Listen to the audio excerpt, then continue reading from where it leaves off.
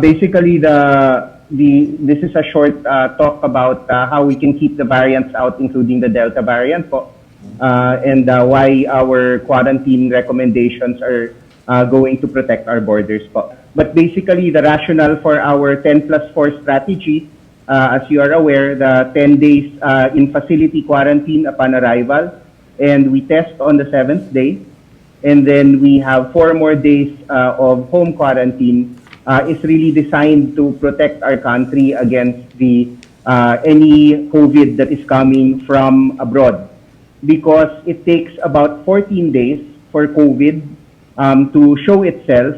Kung matagal na po, kung hindi pa po siya nagpapakita on the 14th day, most likely wala pong talaga COVID yung taong yon. But if they get infected at the time of arrival, then if we keep them in the quarantine in the facility for 10 days, at least hindi nila mahahawahan yung mga kasama nila sa bahay. By the time we release them on the 10th day, they are almost no longer contagious. Now, ang problema po, if they try to test them on arrival, almost certainly, kung nahawa yung person na yon in transit, hindi pa po magte-test positive yon. So, arrival testing is not recommended by the technical advisory group, and this is why we test it on the 7th day, para kung nahawa man sila in transit, we have a good chance of picking it up.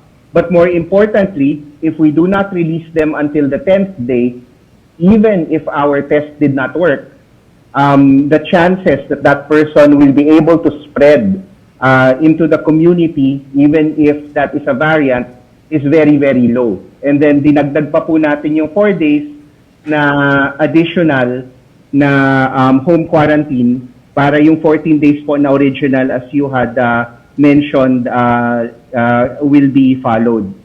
Maybe I will try to share my presentation kasi yung ano po, kasi hindi na ano. We have the syllabus of your chart. We are following. Okay, sige. Andito. Okay po, sir. We were provided sige po, the sir. syllabus. Okay. Sige, sir. So, yung 10+4 po, as I had mentioned, yung ano po kasi, on the slide that shows yung RT-PCR result, you can see naman po that day 1 to 3 of exposure, the RT-PCR will not be positive at all po. And then it is only on the 8th day where there is the highest chance of testing positive. But again, it is really the 10th day quarantine that lowers the risk.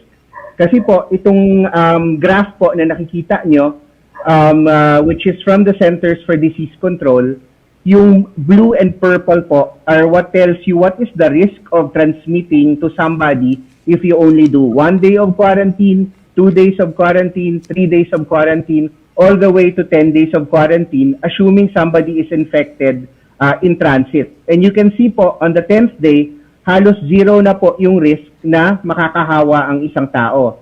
But if you release them on the 3rd or the 5th day, mataas pa po yung risk talaga, more than 20% to 40% the shorter you go. And then po, this is really worth it kasi there is really no risk of exposing the family as opposed to sending them home after doing arrival testing. And we know that arrival testing will miss up to 60% of the cases because the people might not test positive with RT-PCR yet kasi ano po talaga sila, false negative, masyado pa pong maaga. And of course, we need to keep out the Delta variant, which is very dangerous. So yung sa Taiwan po, ang nangyari, hindi pa to variant yung pinag-uusapan natin. Yung nangyari was they shortened the quarantine of their pilots from 5 days to 3 days and nagkaroon po talaga sila ng outbreak. And this is really bad because ngayon, alam naman natin, Taiwan did very, very well. And what ended up happening was that they were, they now have a surge. And this is because they shortened the quarantine. Shortcuts. And That's the problem with shortcuts. yes po, Mr. President.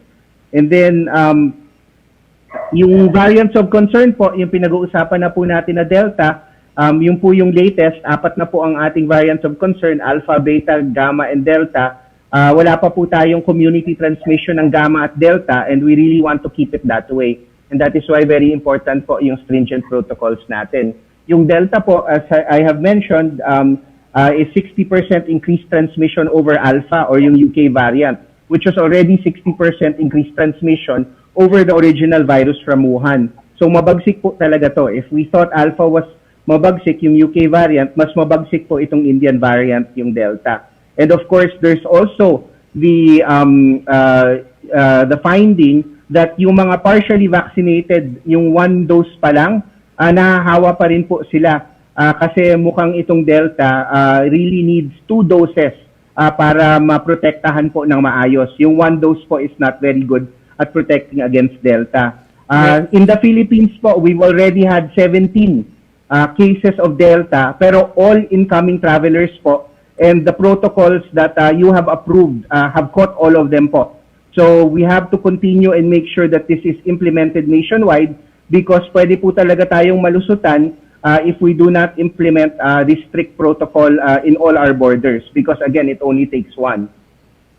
And so we have to be cautious po with our quarantine rules. Sabihin ko rin po kasi yung napag-usapan yung face shields, the Delta variant is also 40% more infectious outdoors, 60% more infectious indoors. So it would be nice po to have an extra layer of security na even if hindi naman required, the TAG will still recommend to continue to use face shields even outdoors, especially with the threat of the Delta variant. And of course, we do consider the hardships of our OFWs who are fully vaccinated, na matagal po talaga yung quarantine, but it is something that we have to study very carefully, especially with this new threat of the Delta variant. Thank you very much, Mr. President. Salamat po, Dr.